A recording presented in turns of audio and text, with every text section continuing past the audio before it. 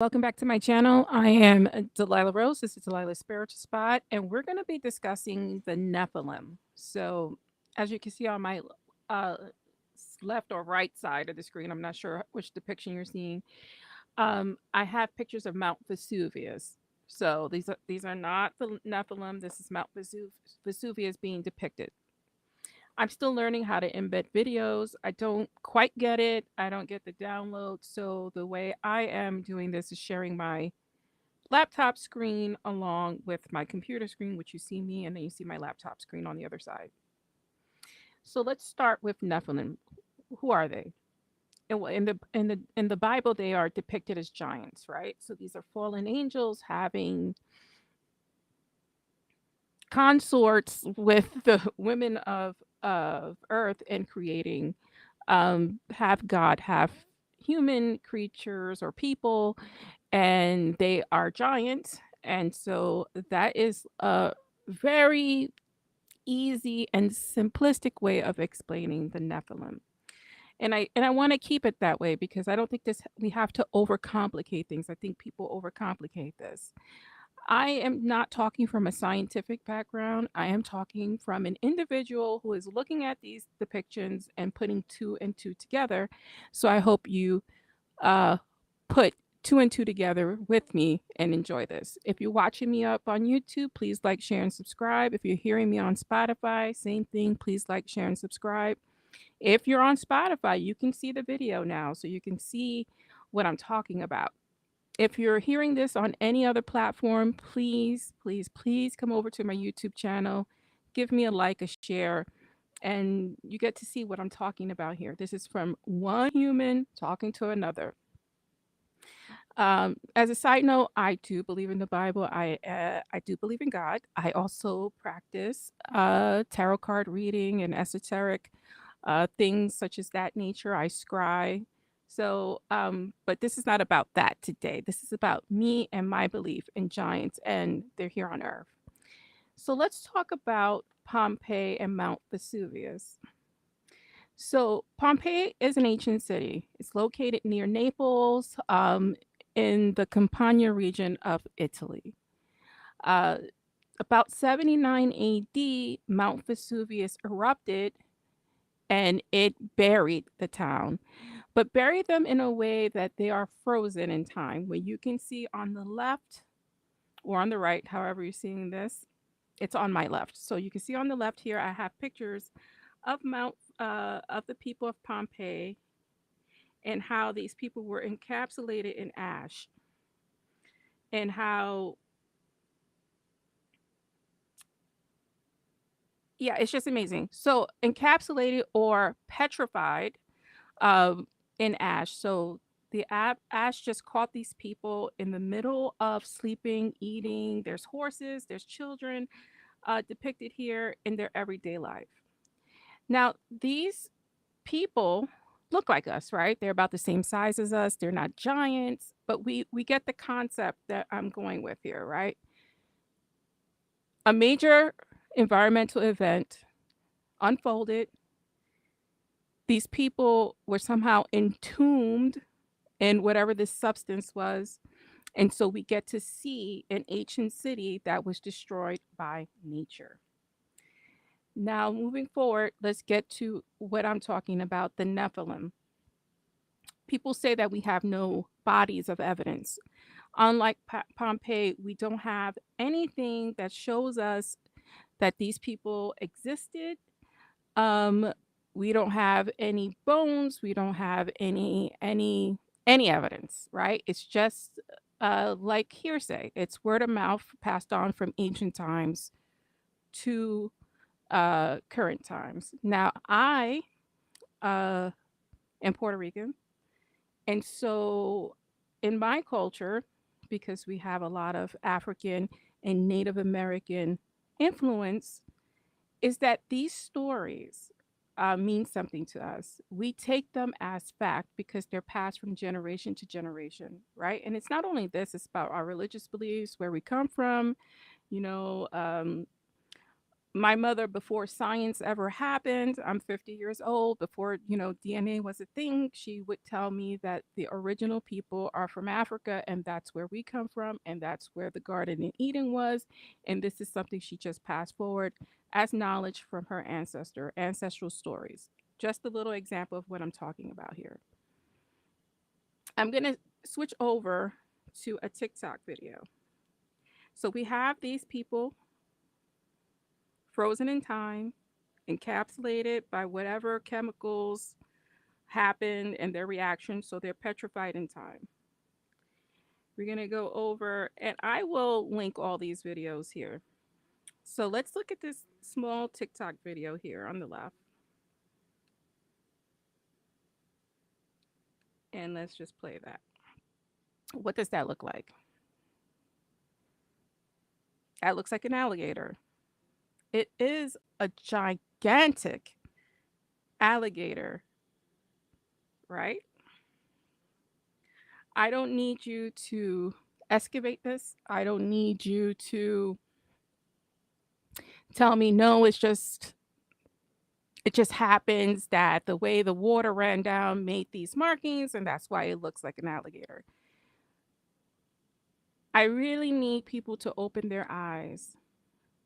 We have videotape, we have our vision, we have our minds to discern what is real and what is not. There's a saying, don't pee on me and tell me it's rain. I know pee when I see it, I know pee when I smell it, right? I'm sorry to be so graphic. But look at this depiction here. That is an alligator.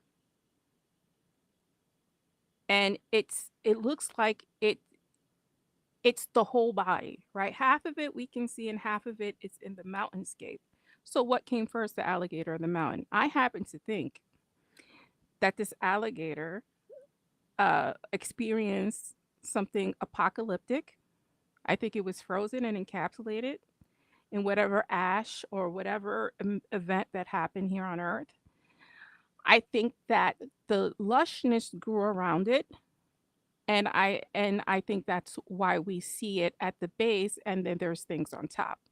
And I'm not talking out the side of my mouth. We know this from current events. We know this from eruptions that recently happened, right? So an explosion happens, there's lava, there's ash. What happens after that, right? What happens after that? Things grow, forests grow. It is rich in minerals, right? It's rich in material that provides a great avenue to sustain life. What happens when we decompose as humans? We decompose and we feed the soil, and then we can grow things much easier on it. It's like the circle of life. I'm going to show you another video because this is just this one depiction. So let's move over to a secondary video I have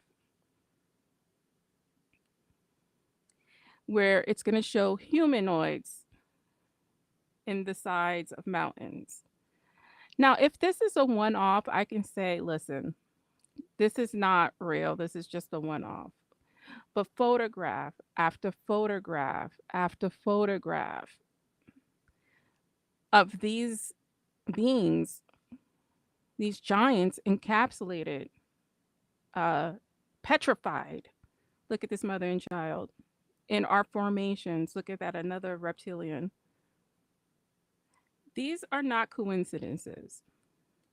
I believe what we're seeing is an event that is so prehistoric, um, that we have other formations around it conjoining with it, but it doesn't take away from what we are seeing here, right? And what we can take religion, we can take spirituality out.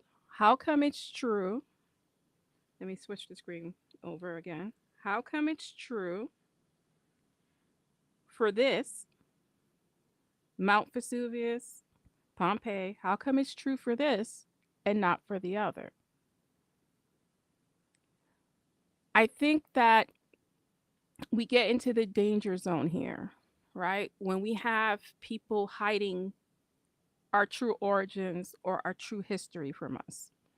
We can see what happens when governments, religious societies block us from knowing our true origin story and our true history. It creates people who are conspiracy theorists, outliers. And it's easy to get trapped in that because then if you're lying about this and I can see it, what else are you lying to me about? And so we develop this cult like mentality where we're only watching or only dealing with people who kind of narrow the scope into what we believe. And we're doing the same thing that they're doing in opposite. I think it's time in this great awakening that we are going through that we use our discernment. Like, this is something that's visual, this is something that makes sense, this is something that's science based, based on other cities that we've seen more recent events happen in. I think the mystery I think the mystery or what they create as the mystery, that veil needs to be lifted, right? I think when we have open conversations and we discuss certain things and know the truth, we create a freer society, one society that gets it, that gets one another. And what I mean by that is it's just that look at what's happening in the world. People are getting divided rapidly, and there's room for us all here. And I think by not talking about true history, right? What happened with slavery, what happened, well, all slavery, with slavery, what happened to the natives here, what happened, you know, in this past with the giants, what happened, with with things that are passed down that we know, and we know it on a now going back into the spiritual, we know it on a level without knowing. Like we just know this to be true. We know this to be true. And it's on a spiritual level, right? I think that once we get back to that and understand that we don't have many differences here, right? Everyone across the world can mate and have children. If we were truly a different species, we wouldn't be able to do that, right? So at the base of us, we are just human beings, and the color of our skin and the way we look is greatly influenced by our environment. So getting off that high horse, getting back to this, there's real proof out there.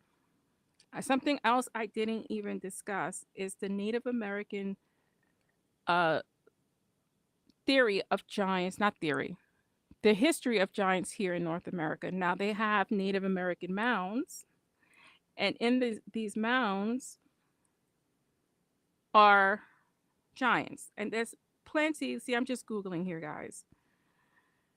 There's plenty of information and locations here that you can visually see, right? There's sonar that can show bones of large sizes. We don't even have to dig them up anymore. The veil is getting thinner, the mysteries are getting lifted. Information is shared just like this. I can Google Pompeii and we're there. We are connecting in such a way around the world and using technology to take the mystery out of things. And I think it's time for our governments and our churches and our religious figures to catch up here, because I can Google this photo, connect with somebody in Italy, and ask them what their oral tradition is based on this. And that can happen within minutes. Connect with people. Just don't rely on connect with real people, not government officials. Connect with people who understand their history. Connect with those historians that write down the histories of their people, And there's papers and articles and videos and groups that you could reach out to figure out what it is true for you. Because although I'm showing you these depictions, you can write me off as a nut and then not even look at it.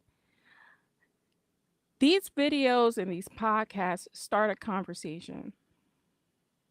And I am open to debate anything. So if you say, Delilah, this isn't true, let me show you this. I am going to read that information and I'm going to read it with an open mind because that's how you learn and grow.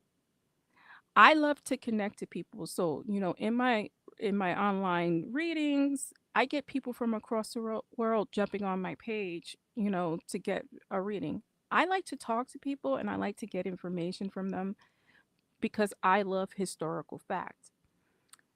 This to me is not conjecture, right? Whether you choose to believe the Bible is in a religious way or in a historical way, these stories that are passed forward in that book, right? That text has been has been debated for centuries. And with modern science and DNA and connecting with other people of other cultures, we are able to decipher truth from fiction. The proof is in the pudding. These pictures are coming in at such a high rate that it cannot be overlooked anymore. So I think the Nephilim were real. I think that we have had uh, large giants. I'm not going to debate on this podcast their origin. Um, but But I also want to show you something here called giant trees, right? And this really blew my mind. And again, this is science based. So we have these giant trees, right? Never mind the redwood forest, but like huge, huge things that, or I say things because I'm right now I'm excited and but we have these huge natural formations like this depiction here. This was a tree. It was a giant tree. One of the most giant trees we ever found, and we mistook it for a mountainside. Now, something interesting happens with trees, right? Trees can die off and they can decompose and go back to the earth, or they can do something fantastic like this. Hold on one second. They can turn into what we call petrification. And there is a park in Arizona called the Petrified Forest where these trees are not dead. These trees have transformed into crystalline structures, as you can see on your left, right? So we can look at these.